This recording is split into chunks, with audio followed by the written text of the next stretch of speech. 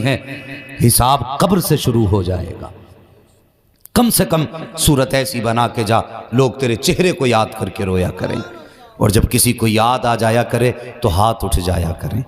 ورنہ یار یہ دنیا تو اتنی بے وفا ہے، یہاں غیروں کا بھروسہ کیا اپنے یاد نہیں کرتے؟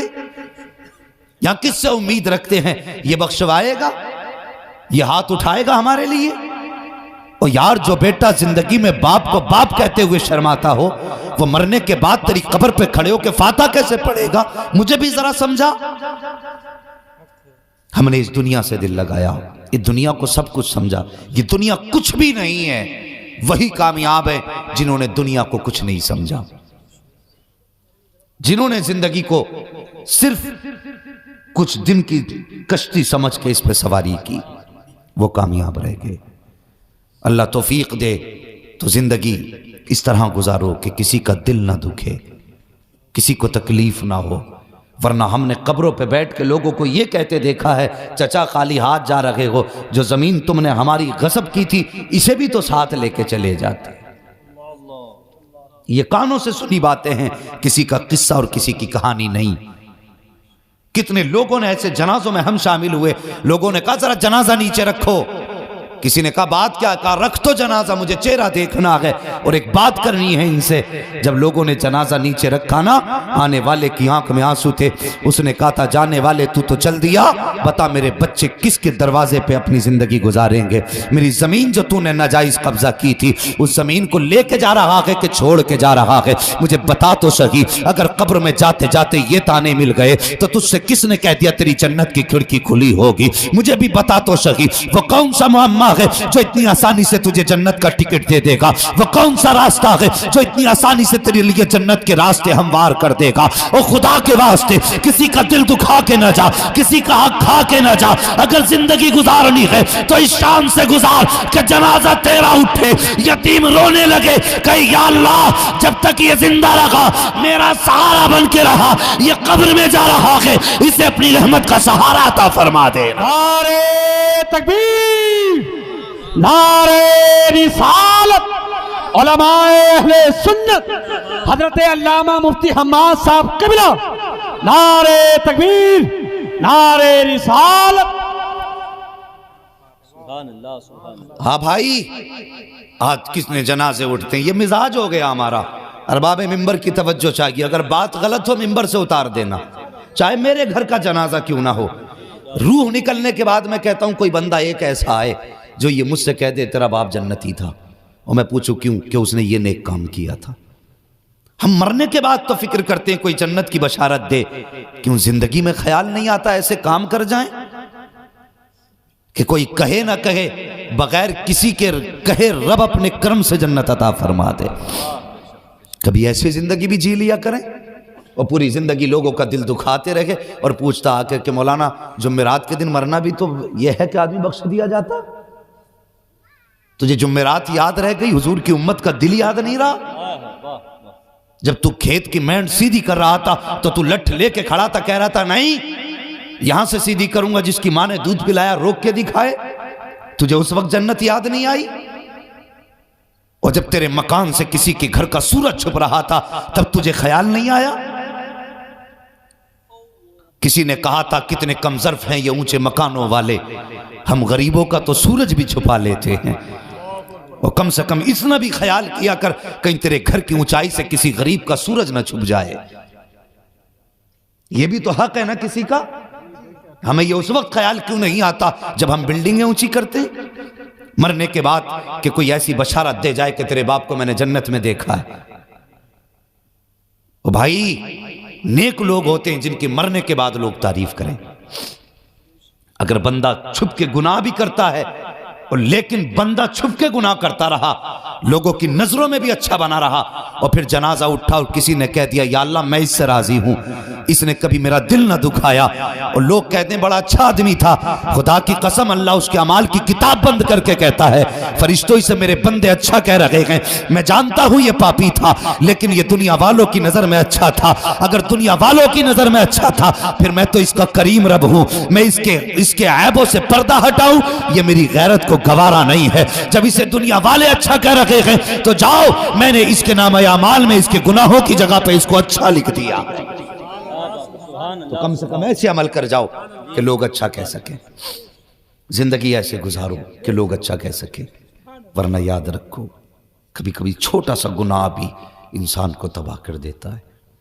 یہ ضروری نہیں ہے کہ تباہی کے لیے کسی کے گھر کو آگ لگاؤ، یہ ضروری نہیں ہے کسی کی آہ کے لیے اس کے گھر کے کسی ذمہ دار آدمی کو قتل کرو، نہ، کسی کی رسوائی بھی آہ لے کے ڈوب جاتی ہے، کسی کی ذلت بھی آپ کو برباد کر سکتی ہے۔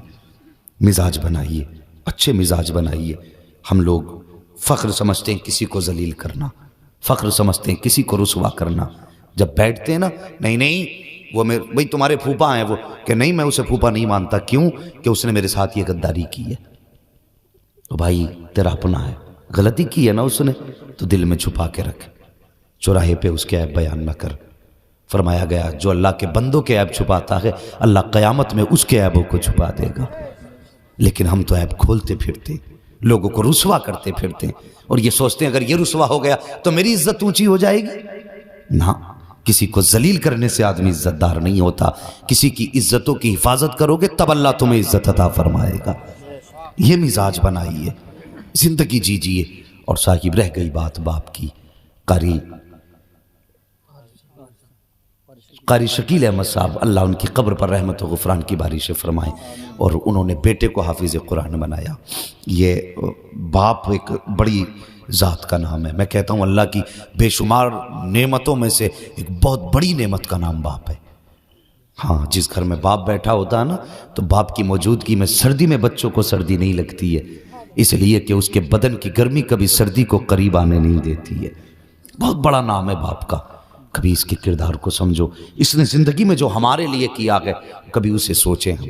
آج برسوں ہو گئے باپ کو انتقال کیے ہوئے، بیٹے کو فرصت ہی نہیں ملی جو قبر پہ چلا جاتا، کبھی خیال ہی نہیں آیا کہ چلو چل کے باپ کی قبر پہ فاتحہ بھی پڑھ لیں، اور پڑھے گا کب جب اسے سکھائی ہو باپ نے۔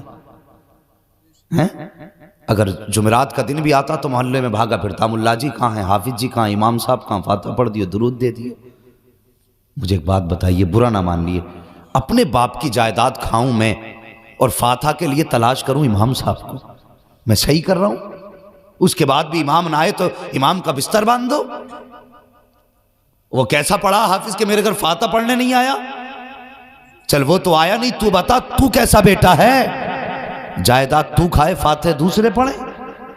کم سے کم اتنا تو کر کہ جس کی جائیداد استعمال کر رہا ہے کبھی ہاتھ اٹھا کے اس کے حق میں دعا کر لیا کر، کبھی اتنا تو کر لیا کرو۔